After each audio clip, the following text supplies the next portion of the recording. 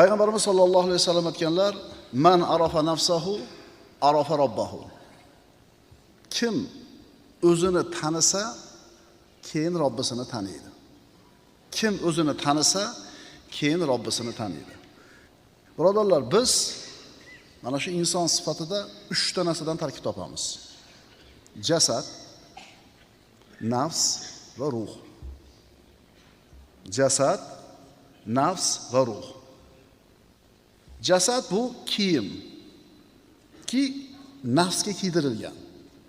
Ruh, ulamolar aytadi, Alloh tomonidan berilgan quvvatki nafs jismning ichida, jasad ichida turganda uni harakatga keltiradigan quvvat deydi. Inson 3 ta narsa deyapmiz. Jasad, nafs, jon, nafs bitta deb tushuninglar va ruh. Jasad mana shu jonni o'zida ushlab turishlikka layoqati bor bo'lar ekan, ruh unda turadi, inson tirik bo'ladi. Tomdan tushib ketdi 30 metrdan. Jasad mana shu jonni ushlab turishlik xususiyatini yo'qotdi. Endi ruh ajrab ketadi, shu bilan inson o'ladi.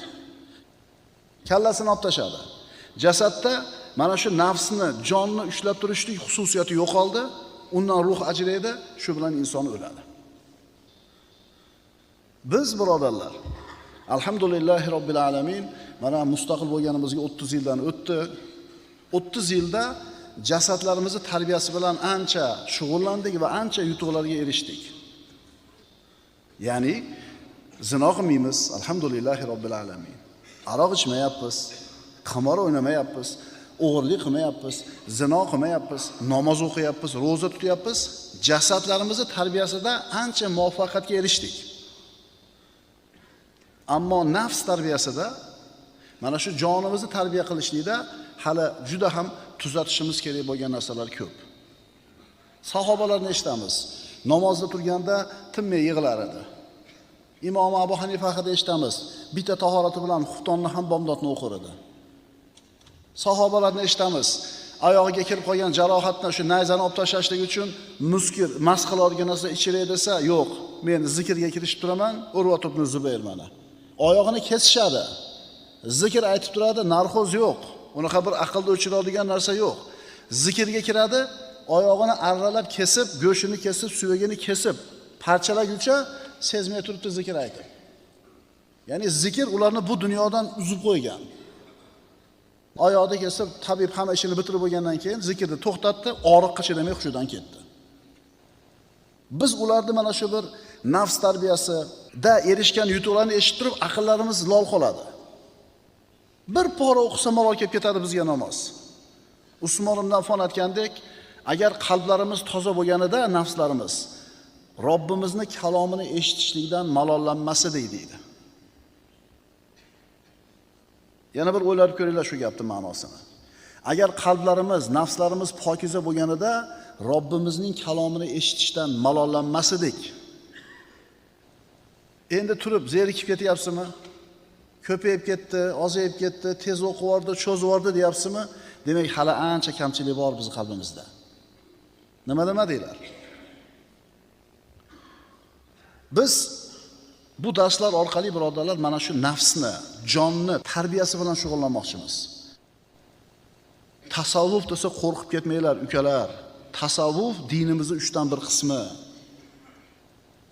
Jabroil alayhissalom notanish bir odam inson ko'rinishida kelib payg'ambarimizdan savol so'radi. Islom nima, iymon nima, ihson nima? Mana dinni 3ga bo'lib qo'ydi ilmini. Islom nima deganida 5 ta narsani aytdi Rasululloh. Kalima keltirishing, namoz o'qishing, roza tutishing, zakot, haj qilishing, bu islom. Iymon nima? An tu'mina billahi va malaikatihi, iymonning 7 ta sharti. Ihson nima deb so'radi. An ta'budalloha ka'annaka tarahu fa in lam takun tarahu fa innahu yaraka. Allohni ko'rib turganingdek ibodat qilishing. Mana shu ihson. Endi garchi Allohni sen ko'ra olmasang ham, Alloh seni ko'rib turibdi. Diqqat qilinglar ukalar.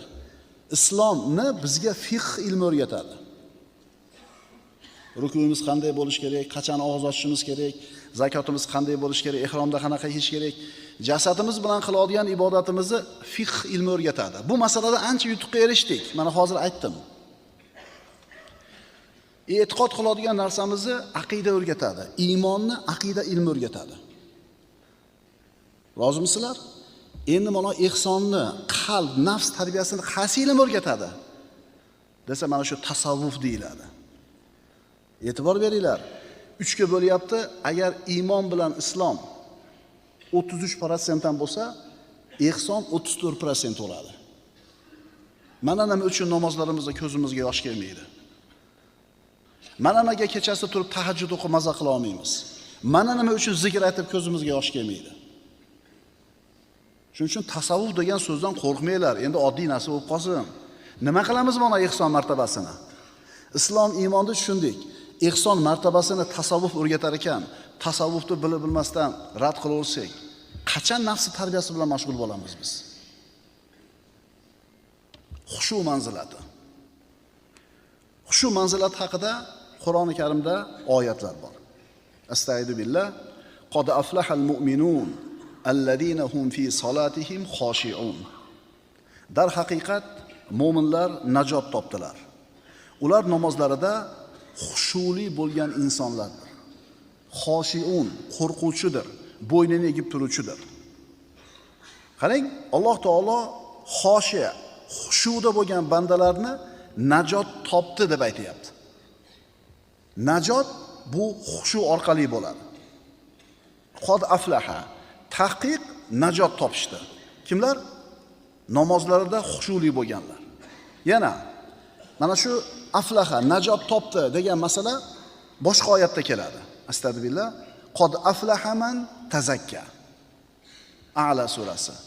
Dar haqiqat kufr va isyondan pok bo'lgan va Parvardigorini nomini yod etib namoz o'qigan har bir kishi najot topgandir. Aflaha, yutuqqa erishdi. Qarang, yutdi deyapti Alloh taolo. Bizni birodarlar, odamlarning orasida o'zimizda ham shunaqa tushuncha bor. Mana shu odam yutdi deysiz.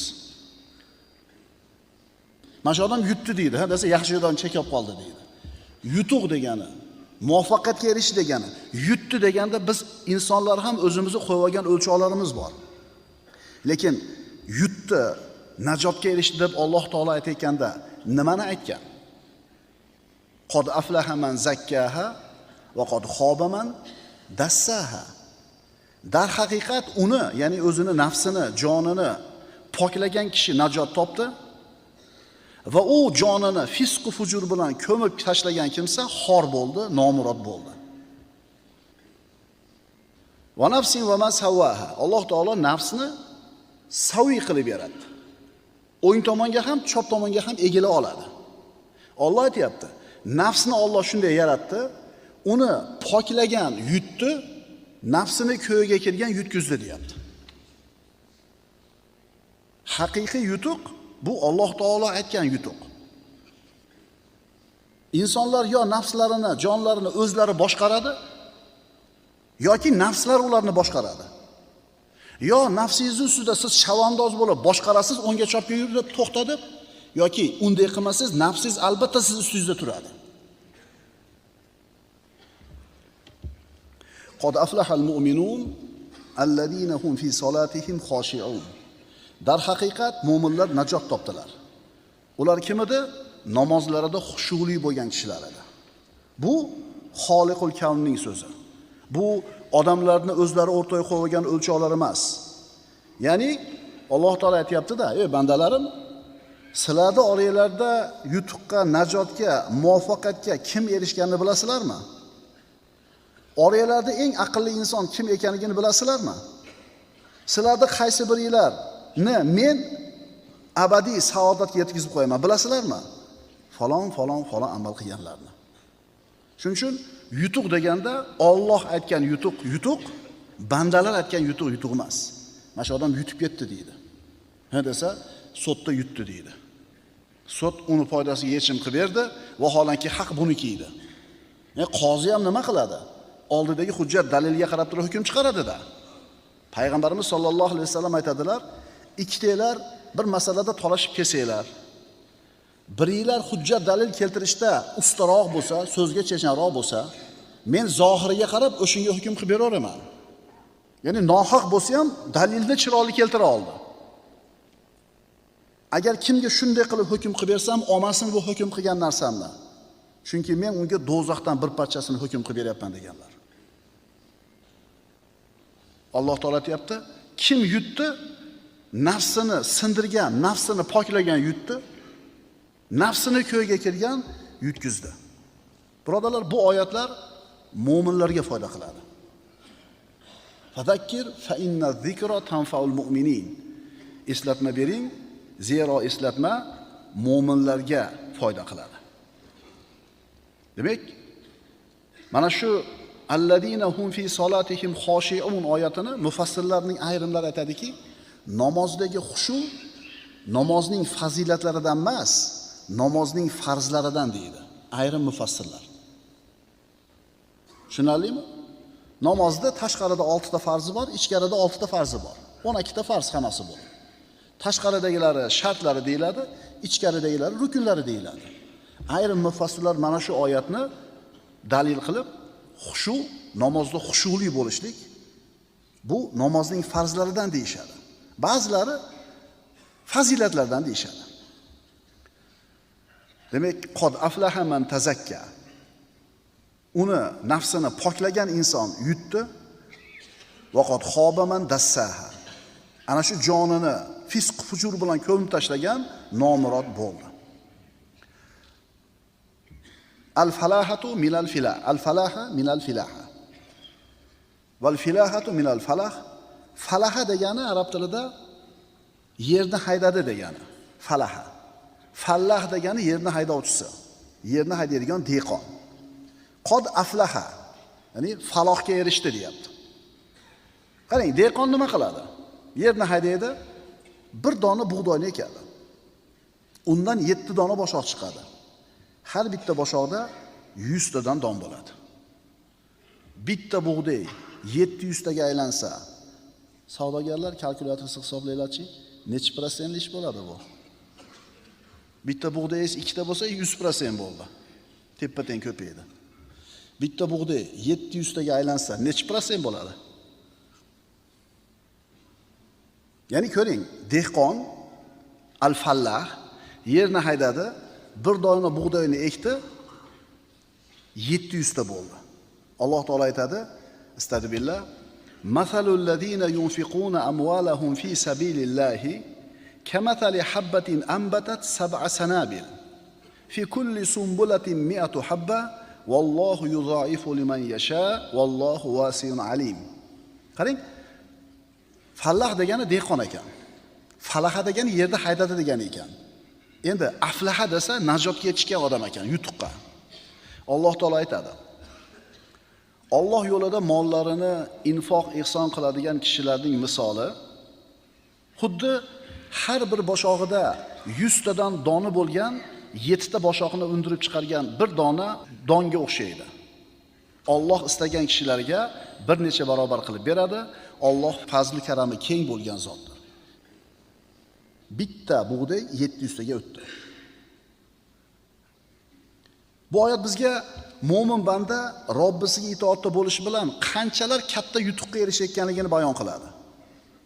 Endi ana shu katta yutuqqa erishish uchun ayrim narsalardan voz kechish kerak bo'ladi. Bu yerdagi 7 ta, 70 ta, 700 ta degan so'zlar aniq sanoni bildirish uchun emas, ko'paytirish ma'nosini bildiradi. Ya'ni senga 70 marta aytdim shu gapimni deysiz. Haqiqatan 70 marta aytdingizmi? Yo'q. 70 marta deyishdan maqsad senga ko'p qaytardim degan ma'noda. Shuning uchun 700 barobar ko'paytirib beradi degani aniq 700 ta degani emas, balki ko'plikni ma'nosini bildiradi. Demak, bu yerda sanoq yoki aniq bir adad emas, balki ko'paytirish ma'nosini tushunamiz. Biz kirishayotgan mavzu juda murakkab mavzu. Nafs tarbiyasi umrimizning oxirigacha bo'ladigan narsa.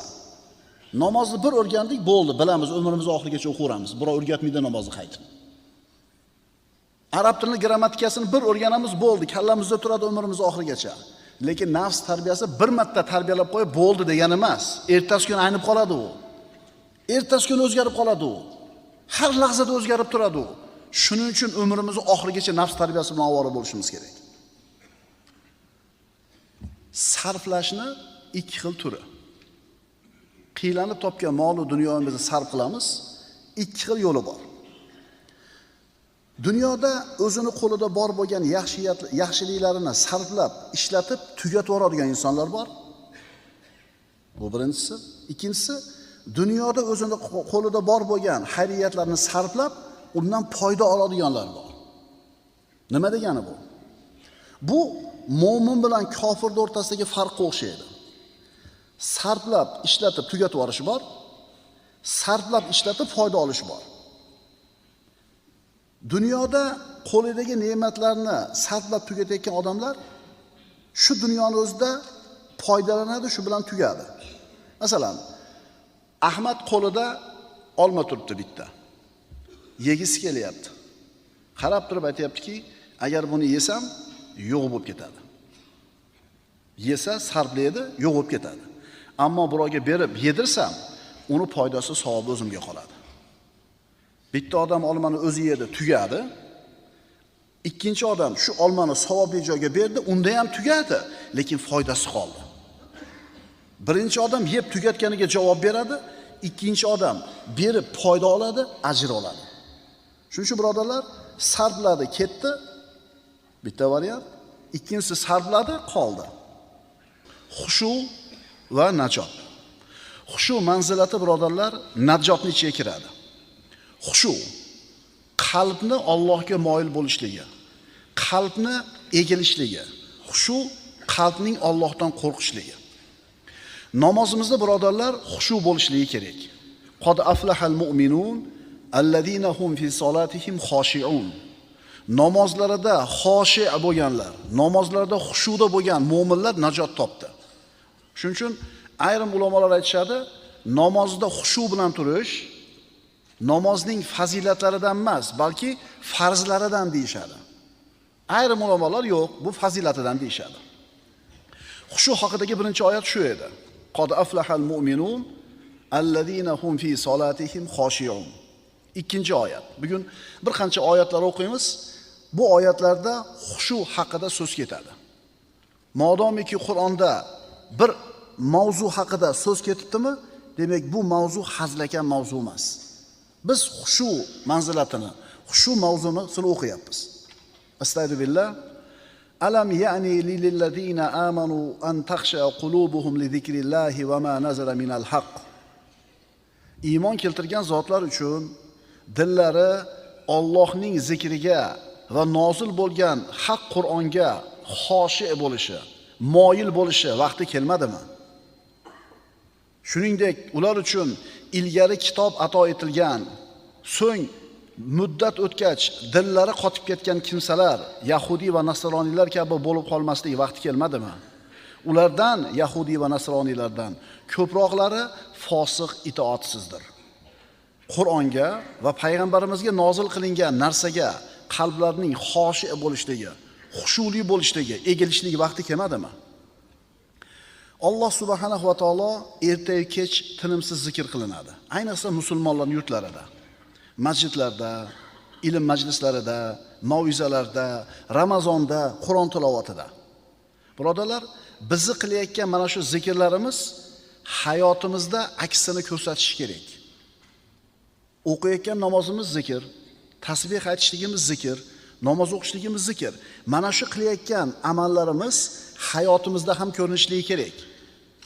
Agar biz Allohning zikrida doim bo'lsak-ku, ammo yurish turishimiz, fe'l atvorimiz qilayotgan zikrimizni teskari bo'lib qolsa-chi, unda bu zikr bo'lmaydi. Bori qo'lida tasbih bilan o'tib ketgan begona ayollarga qarab qo'yadi. Qo'lida tasbih, tilida zikr. Ha, shu yerda bu odam zikr aytayaptimi yoki ko'zi bilan gunoh qilyaptimi? Qaysi tomonda bu odam? Qilayotgan fe'li tomonida. Qilayotgan ishimiz bilan aytayotgan so'zimiz ikki tomonni ko'rsatayotgan bo'lsa, biz qilayotgan tomonga qarayotgan bo'lamiz. Ma'qulmi?